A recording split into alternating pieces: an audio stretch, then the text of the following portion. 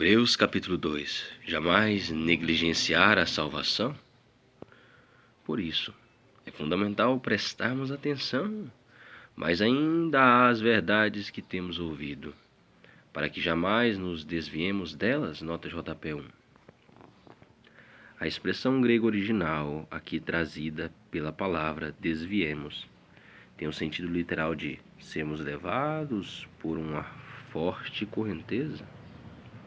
Pois, se a mensagem proferida por anjos provou sua firmeza, e toda transgressão e desobediência recebeu a devida punição. Nota JP2. O autor de Hebreus refere-se à participação dos anjos na entrega da lei a Moisés no Sinai.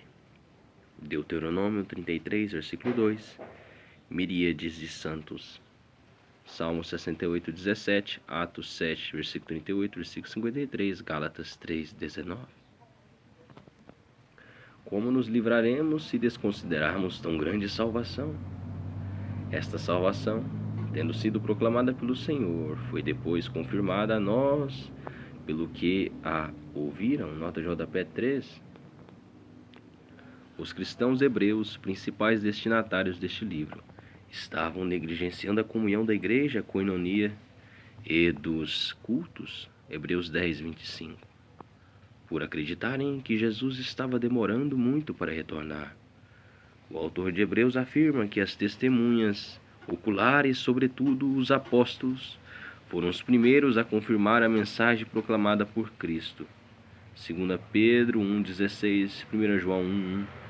Ele, entretanto, não reivindica alguma revelação direta do Senhor, mas defende a nossa salvação em Jesus Cristo, o Filho unigênito de Deus, com raro entusiasmo e conhecimento cristológico das Escrituras. E, juntamente com eles, por intermédio de sinais, Deus testemunhou feitos portentosos, diversos milagres e dons do Espírito Santo, distribuídos conforme sua vontade. Nota JP 4.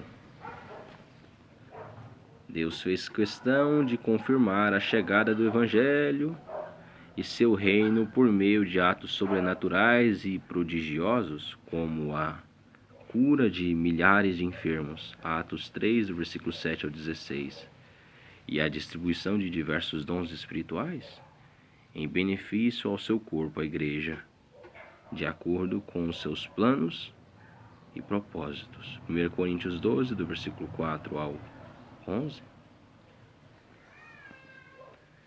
Porquanto, não foi aos anjos que Deus sujeitou o mundo vindouro, a respeito do qual estamos falando.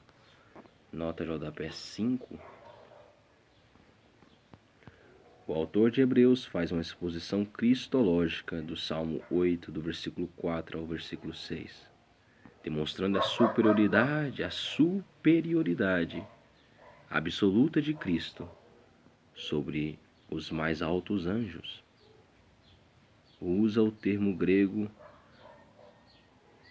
oikoumenen para comunicar a ideia da sociedade organizada pelos seres humanos, ou seja, o mundo, ao tomar sobre si a natureza humana e cumprir plenamente sua missão na Terra, de acordo com o plano do Pai. Cristo redimiu o ser humano caído e arrependido, não os anjos caídos. Versículo 11, versículo 14. O novo mundo será governado por Cristo, juntamente com todos os cristãos. 2 Timóteo 2,12. Cristo é feito à nossa semelhança. No entanto, alguém em certa passagem testemunhou, afirmando: que é o homem, para que com ele te importes? E o filho de Adão, para que venhas visitá-lo? Tu o fizeste um pouco menor do que os anjos, e o coroaste de glória e de honra. Tudo rejeitaste debaixo dos seus pés, e ao sujeitar-lhe todo o universo, nada deixou que não lhe fosse sujeito. Contudo, hoje ainda não vemos que que todas as coisas estejam submissas a ele. Nota JP 6. O texto sagrado de Salmo 8, do versículo 4 ao 6, era bem conhecido pelos hebreus e contempla a pessoa de Adão como precursor da humanidade. A ele, Deus confiou o poder sobre tudo o que havia na terra, Gênesis 1, 26. O propósito de Deus era que o ser humano fosse soberano no âmbito das criaturas, sujeito somente ao Senhor. Todavia, por causa da queda, Gênesis 3, esse objetivo de Deus ainda não foi completamente realizado. De fato, o próprio homem está escravizado pelo pecado, que é a morte. Versículo 15 do capítulo 2 de Hebreus. E somente em Cristo pode ser salvo, liberto. Observamos, no entanto, aquele que por um momento foi feito menor do que os anjos, Jesus, coroado de honra e de glória, por ter sofrido a morte, para que pela graça de Deus, em benefício de todos, experimentasse a morte. Nota JP 7. O Salmo 8 refere-se à pessoa do Messias, o Senhor Jesus, como precursor do domínio humano restaurado sobre a terra, por causa da sua vida de amor e obediência ao Pai, seu sacrifício vicário na cruz e sua exaltação, 1 Coríntios 15, 45, tornou possível ao homem perdoado e redimido o cumprimento das promessas do Salmo 8, no reino que se estabelecerá plenamente no futuro. Ao conduzir muitos filhos à glorificação, convinha que Deus, por causa de quem e por intermédio de quem tudo veio a existir, tornar-se perfeito por meio do sofrimento, o autor da salvação deles. Nota JP 8. A expressão grega original, archegon, aqui traduzida por autor, tem um sentido literal de iniciador. Cristo é o condutor dos descendentes de Adão à glória que Deus planejou para a humanidade. Foi por intermédio da sua paixão pessoal a Deus e à humanidade que Jesus pôde se tornar nosso perfeito e único Salvador, o Messias, versículo 18, Atos capítulo 3, versículo 15, Atos capítulo 5, versículo 31, Hebreus capítulo 12, versículo 2.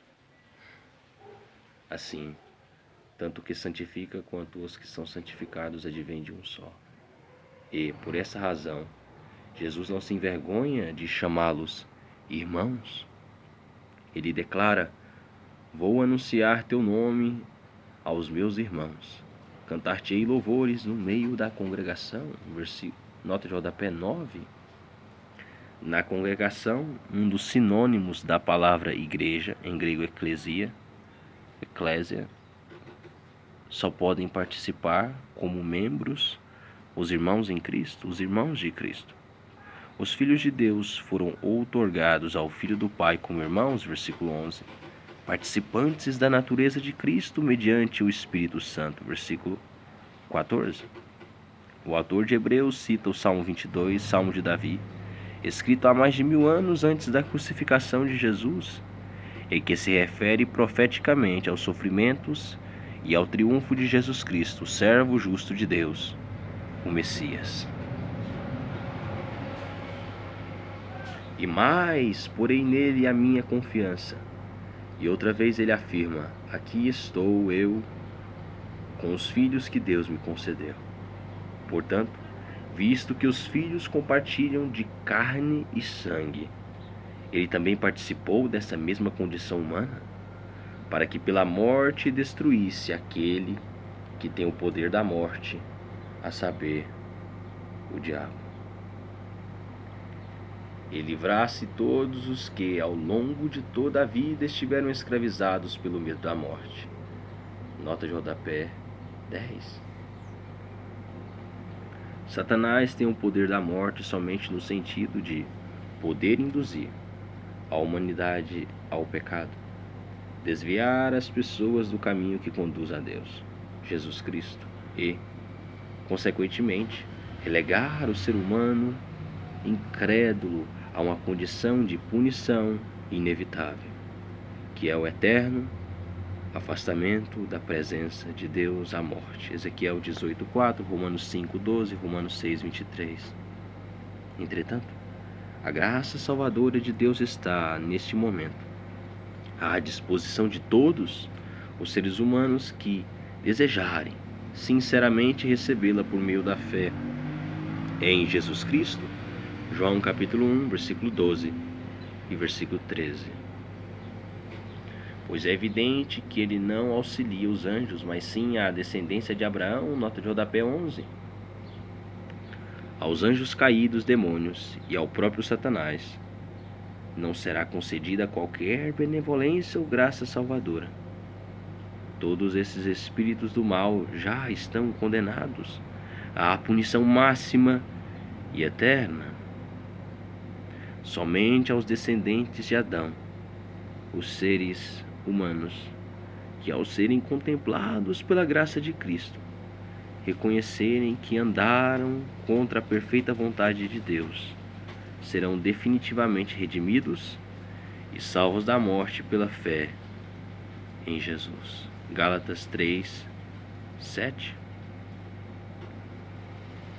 Por esse motivo era vital que ele se tornasse semelhante a seus irmãos em todos os aspectos, a fim de que pudesse constituir-se sumo sacerdote misericordioso e leal em relação a Deus, e pudesse realizar a propiciação pelos pecados do povo. Nota de rodapé 12.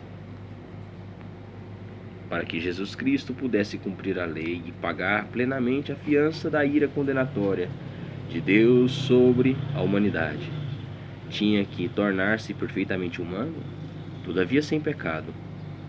Hebreus 4:15.